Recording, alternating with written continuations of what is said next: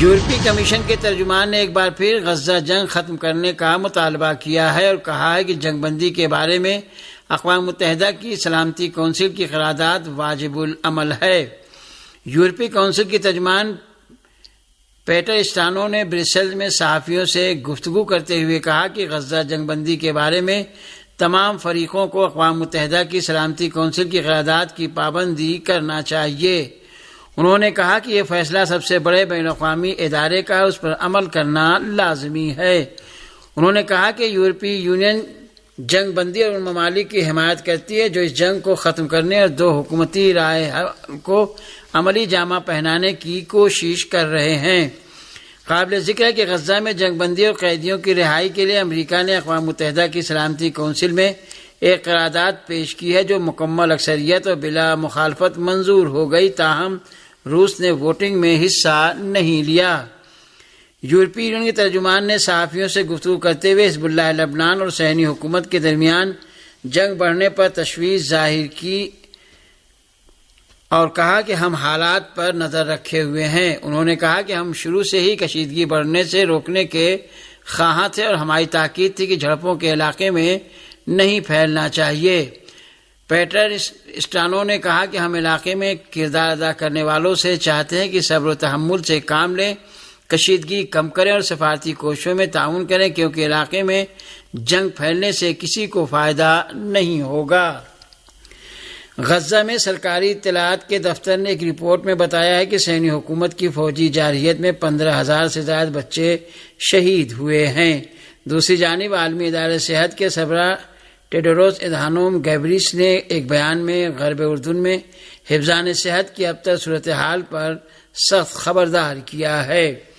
غزہ کے سرکاری media cell نے جنگ کے 252ویں دن فلسطینی بچوں کی شہادتوں کے بارے میں المناک اعداد و شمار جاری کیے ہیں۔ غزہ میں سرکاری اطلاعات کے دفتر نے ایک رپورٹ میں بتایا ہے کہ صہیونی حکومت کی فوجی جارحیت میں 15,000 سے زائد بچے شہید ہوئے ہیں۔ غزہ کی وزارت صحت نے کہا ہے کہ صہیونی فوجیوں نے گزشتہ 24 گھنٹے کے دوران غزہ کے مختلف علاقوں میں 4 مرحلوں میں حملے کیے جس میں 105 فلسطینی شہید اور 71 دیگر زخمی ہو گئے۔ رپورٹ میں بتایا گیا ہے کہ جارح صہیونی فوج کے حملوں میں مزید 105 فلسطینیوں کی شہادت کے بعد شہداء کی مجموعی تعداد 37,266 ہو گئی۔ رپورٹ کے مطابق بہت سے شہداء کی لاشیں ملبے تلے دبی ہوئی ہیں جبکہ متعدد لاشیں سڑکوں پر بکھری ہوئی ہیں اور ان لاشوں کو جارح صہیونی فوج کے مسلسل حملے جاری رہنے کے سبب امدادی ٹیمیں منتقل نہیں کر پا رہی ہیں۔ رپورٹ میں بتایا گیا ہے کہ 1,500 بچے ایسے بھی ہیں جو اپنی آنکھوں کی روشنی سے محروم اور اپنے ہاتھ پیروں کے اپاہج ہو چکے ہیں، جبکہ کم سے کم 200 فلسطینی بچوں کو صہیونی فوجیوں نے اغوا کیا اور یہی نہیں 17,000 بچے اپنے ماں باپ یا ماں یا باپ سے محروم ہو چکے ہیں، جن میں 3% اپنے ماں باپ دونوں سے محروم ہو چکے ہیں، اور اسی طرح 7 لاکھ سے زائد بچے اپنے گھرانوں کو چھوڑنے پر مجبور ہوئے ہیں اور دربدری کی زندگی بسر کر رہے ہیں۔ رپورٹ میں یہ بھی بتایا گیا ہے کہ 6.5 لاکھ بچے ایسے ہیں کہ صہیونی جارحیت میں جن کے گھر تباہ اور 6,25,000 بچے وحشیانہ صہیونی جارحیت کی بنا پر اپنی تعلیم جاری رکھنے سے بھی محروم ہوئے ہیں۔ غزہ کے 98% بچے صاف پانی پینے کی سہولت نہیں رکھتے اور وہ ایسی سخت زندگی گزارنے پر مجبور ہیں کہ روزانہ صرف 3 لیٹر پانی تک دسترسی پیدا کر پاتے ہیں۔ غزہ میں سرکاری اطلاعات کے دفتر نے ایک رپورٹ میں اعلان کیا ہے کہ 3,500 فلسطینی بچے صحیح خوراک اور حفظان صحت کی سہولیات کے فقدان کی بنا پر خطرناک ترین بیماریوں سے دوچار ہیں، جو اس وقت موت اور زندگی کی کشمکش سے دوچار ہیں۔ 60,000 جنین اپنی ماں کی کوکھ میں اسقاط حمل کے خطرے کا شکار ہیں اور اگر یہ جنین زندہ رہ بھی جاتے ہیں تو بھی عام شہریوں کے خلاف صہیونی حکومت کی جانب سے استعمال کیے جانے والے ہتھیاروں کی بنا پر ان بچوں کے اپاہج پیدا ہونے اور مہلک بیماریوں سے دوچار ہونے کا خطرہ لاحق ہے۔ 40,000 ایسے بچے ہیں جن کو وحشیانہ صہیونی جارحیت جاری رہنے اور غزہ کے جاری محاصرے کی بنا پر ٹیکے نہیں لگ سکے ہیں۔ 82,000 بچے مناسب خوراک سے محرومی کی بنا پر بگڑتی صحت سے دوچار ہیں، جن میں 35% ایسے ہیں جن میں بیماریوں کی علامات پیدا ہونا شروع ہو گئی ہے۔ رپورٹ میں بتایا گیا ہے کہ 33 فلسطینی بچے 7 اکتوبر سے اب تک صحیح خوراک میسر نہ ہونے کی بنا پر دم توڑ چکے ہیں۔ ادھر عالمی ادارہ صحت کے سربراہ ٹیڈروس ادھانوم گیبریس نے غرب اردن کے مختلف علاقوں میں طبی مراکز اور اسپتالوں کی تنصیبات پر ہونے والے حملوں کی طرف اشارہ کرتے ہوئے کہا ہے کہ غرب اردن میں حفظان صحت کی اب تک صورتحال میں جاری وحشیانہ حملوں کی بنا پر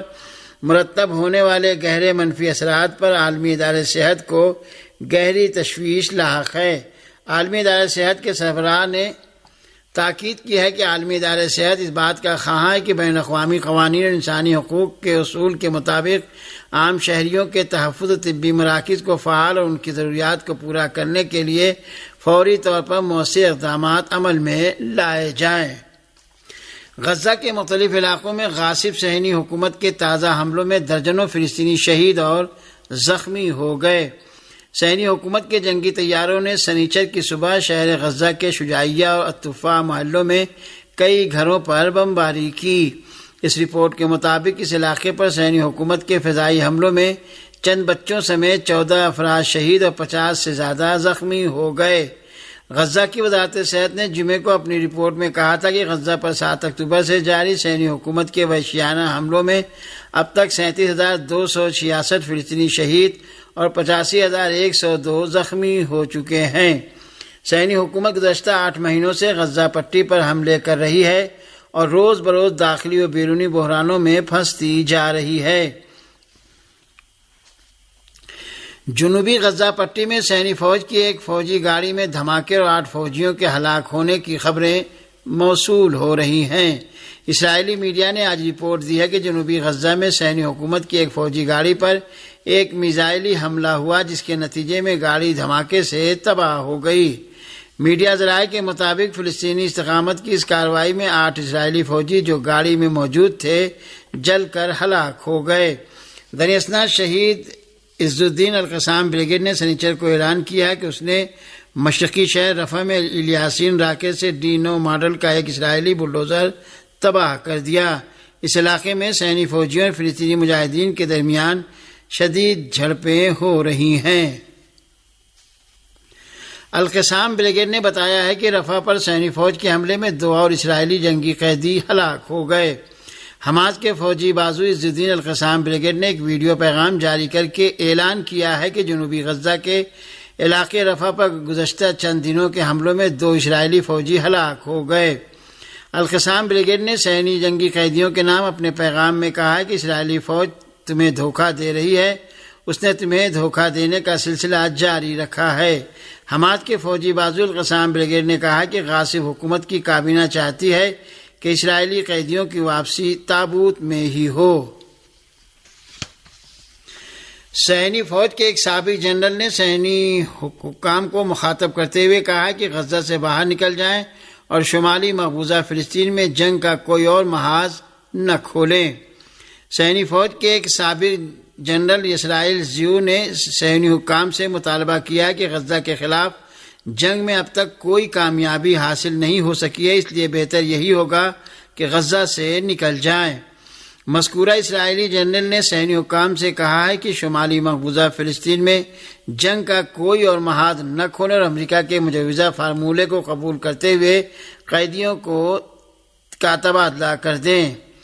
دوسری جانب غاصب صہیونی حکومت کے سابق وزیر اعظم احیود باراک نے عبرانی زبان کے اخبار ہارٹز میں شائع ہونے والے ایک کالم میں لکھا ہے کہ مقبوضہ فلسطین کی موجودہ حکومت کو تاریخ کے بدترین بحران کا سامنا ہے۔ غاصب صہیونی حکومت کے سابق وزیر اعظم احیود باراک نے لکھا ہے کہ یہ بحران گزشتہ سال 7 اکتوبر کو ملنے والی شکست کے ساتھ شروع ہوا ہے اور جو جنگ اب تک جاری ہے ایسا لگتا ہے کہ اس میں بھی کوئی کامیابی ملنے والی نہیں ہے۔ احیود باراک کا کہنا ہے کہ اس جنگ کا نتیجہ اسرائیل کے حق میں نہیں نکلے گا اور یہ بھی اعلیٰ سطح پر ناتوانی کا مظہر ہے۔